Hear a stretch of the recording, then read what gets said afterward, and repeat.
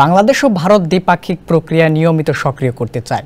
একই সঙ্গে ভারতীয় হাইকমিশনের বাংলাদেশি নাগরিকদের জন্য ভারতীয় ভিসা প্রক্রিয়া পুনরায় নিয়মিত করার বিষয়ে গুরুত্ব দেওয়া হয়। বুধবার অন্তর্বর্তী সরকারের পররাষ্ট্র উপদেষ্টা মোহাম্মদ তৌহিদ হোসেনের সঙ্গে সাক্ষাৎ করেন ঢাকায় নিযুক্ত ভারতীয় হাইকমিশনার প্রণয় বর্মা। পররাষ্ট্র মন্ত্রণালয় এক সংবাদ বিজ্ঞপ্তিতে জানায়, বৈঠকে বিভিন্ন দ্বিপাক্ষিক বিষয় নিয়ে আলোচনা হয়েছে এবং দ্বিপাক্ষিক সম্পর্কের উন্নয়নে দুই দেশের একসঙ্গে কাজ করা প্রয়োজন বলে জোর দেওয়া হয়।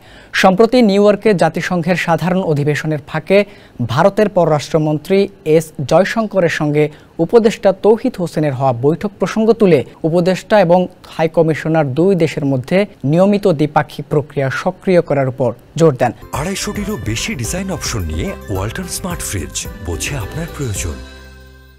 তারা বাণিজ্য, প্রকল্প এবং মানুষে মানুষে যোগাযোগের ক্ষেত্রে সহযোগিতা নিয়ে আলোচনা করেন। হাইকমিশনের নিয়মিত ভিসা প্রক্রিয়া পুনরায় শুরু করার বিষয়েও আলোচনা হয়।